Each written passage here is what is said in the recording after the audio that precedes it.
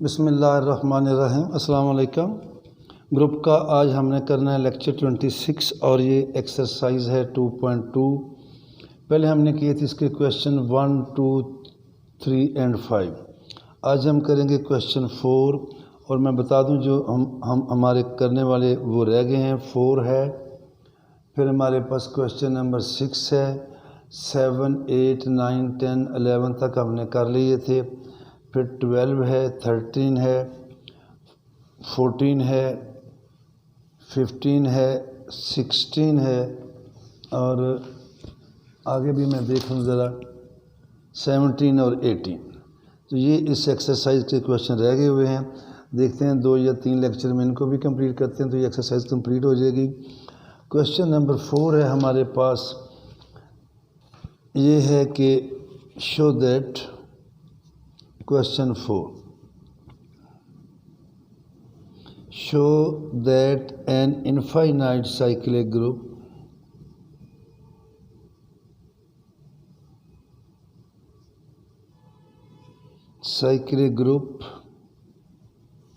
has exactly two distinct generators। इसका proof है, ये थोड़ा सा ज़रा मुश्किल होगा आपके लिए, बाकी आगे वाले तो इतने लेंथी नहीं हैं। इसमें जो हमने प्रूव करना है वो 3 बातें हैं। एक तो ये है कि जो इनफाइनाइट साइक्लिक ग्रुप है उसके जनरेटर जो हैं वो 2 होते हैं। फिर हमने प्रूव करना है वो क्या है, डिस्टिंक्ट है, आपस में वो इक्वल नहीं है। फिर हमने करना है एग्जैक्टली कि यानी कि वो सिर्फ़ और सिर्फ 2 ही हैं, 2 की जगह पे 3 नहीं हो सकते। इसका हम लेते हैं प्रूफ और देखें इनफाइनाइट साइक्लिक ग्रुप। तो let G is an infinite cyclic group.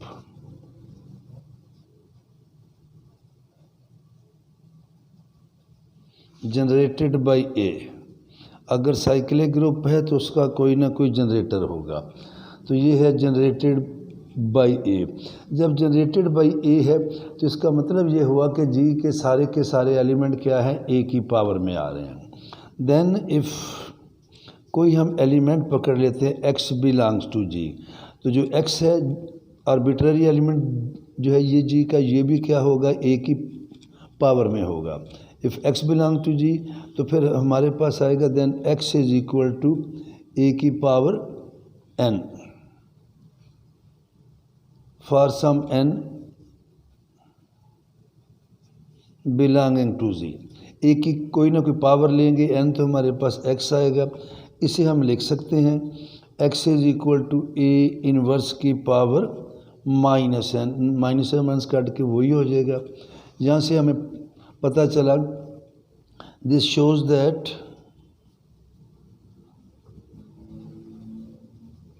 Each element X of G, each element X of G is also in power of A inverse. जब वो A इनवर्स की पावर में आ गया है, इसका मतलब ये हुआ, it implies that A inverse is also generator off G। तो ये भी G का क्या है, ये जनरेटर है। अब हमने प्रूव करना है कि ये जो दोनों हैं ये आपस में इक्वल नहीं है, ये क्या है, डिस्टिंक्ट हैं। Now we prove that A is not equal to A inverse, ये आपस में इक्वल नहीं है। तो हम सपोज कर लेते हैं on contrary we suppose A is equal to A inverse. ये हमने सपोज कर लिया कि A किसके इक्वल है, A इनवर्स के।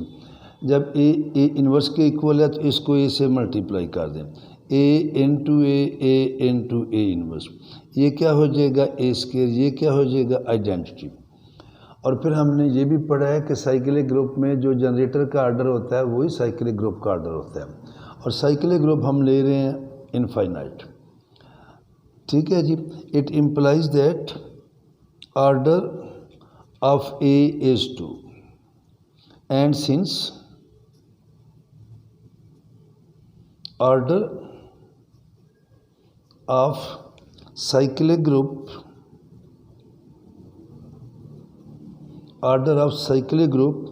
is the same as of its generator.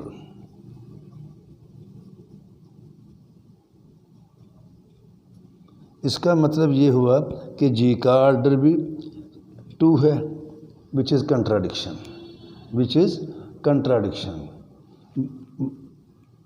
But G is infinite, G is of infinite order. So जो हमने सपोज किया था वो बात सही नहीं है। तो so A inverse is equal to A is not possible, ये बात पॉसिबल नहीं होगी। जब ये पॉसिबल नहीं होगी तो फिर क्या आएगा, A inverse is not equal to A. ये 2 बातें प्रूव हो गई। अब रह गई तीसरी बात कि ये ही 2 जनरेटर हैं, एक ए है और एक ए इनवर्स है, इनके अलावा कोई तीसरा जनरेटर नहीं है। तो हम सपोज कर लेते हैं कि इसका एक और भी जनरेटर है। उसके लिए हम लेते हैं लेट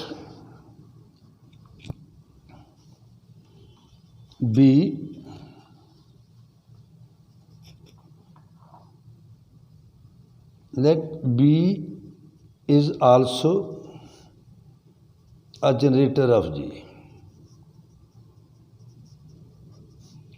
जब बी जो है जी का जनरेटर होगा तो फिर जी के सारे मेंबर क्या होंगे, ए की पावर में होंगे, सारी बी के पावर में होंगे। और ये हमने सपोज किया कि इट इज़ आल्सो, और ये वो जनरेटर है कि बी जो है ना ही ए के इक्वल है एंड बी ना ही ए इनवर्स के इक्वल है, यानी कि ये हमने सपोज कर रही है कोई तीसरा जनरेटर है। तो फिर जो जी के एलिमेंट हैं वो बी की पावर में होंगे। अब ए भी जी के एलिमेंट है, ए इनवर्स भी जी का एलिमेंट है, and since A and A inverse are elements of G, ये क्या है, जी के एलिमेंट हैं, and B is the generator of ji.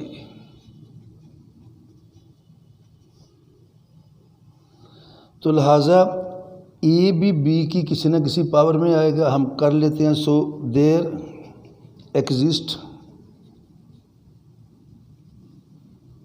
Exist integers के एंड एम, 2 ले लिए हमने के एंड एम, सच दैट ए क्या है, बी की पावर के, और ए इनवर्स क्या है, बी की पावर एम। जब ए इनवर्स है बी की पावर एम, इसे हम लिख सकते हैं, फिर इसका दोनों साइड्स का इन्वर्स ले लें तो ए इनवर्स का इन्वर्स ये आ जाएगा बी एम का इन्वर्स। तो इट इम्प्लाइज दैट ए किसके इक्वल आ गया, बी की पावर माइनस एम। अब देखें ए बी की पावर माइनस एम के भी इक्वल है और ए बी की पावर के भी इक्वल है। तो इट इम्प्लाइज दैट बी की पावर के ऐसे कर लें इज इक्वल टू बी की पावर माइनस एम। जब ये आ गया इट इम्प्लाइज दैट बी की पावर के इंटू बी की पावर एम, बी की power minus M into B की पावर एम, ये आपस में मल्टीप्लाई होकर क्या आ जाएगा, identity. It implies that B की पावर के प्लस एम क्या आ गया, आइडेंटिटी। इसका मतलब ये हुआ कि order of B,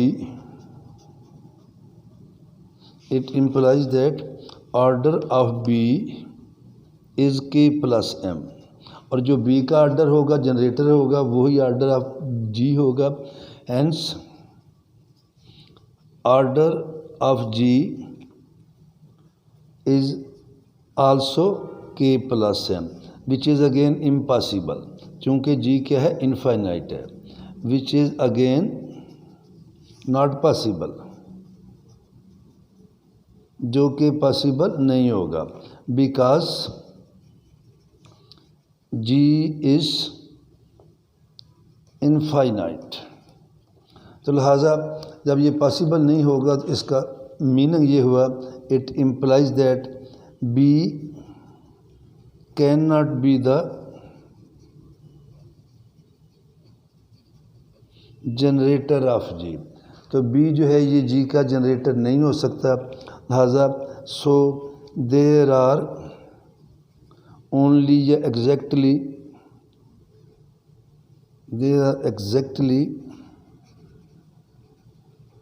to generators of G जो कि हमने लिए हैं, which are A and A inverse. इस क्वेश्चन में कोई और साहब हैं वो बी एंड बी इनवर्स ले लें, सी एंड सी इनवर्स ले लें, उससे कुछ फ़र्क नहीं पड़ता। तो ये तो था हमारा क्वेश्चन नंबर 4 और ये कंप्लीट हुआ। आगे हम चलते हैं, हमारे पास है क्वेश्चन नंबर 6 और क्वेश्चन नंबर 6 में है, ये बिल्कुल मामूली सा ही आम सा क्वेश्चन है कि let G be a cyclic group of order, ये जी है, इसका ऑर्डर 24 है and G is cyclic. G is cyclic group generated by A.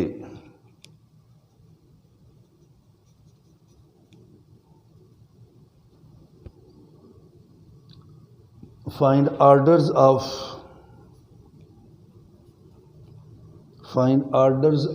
E, A9 and A24, A की पावर 24।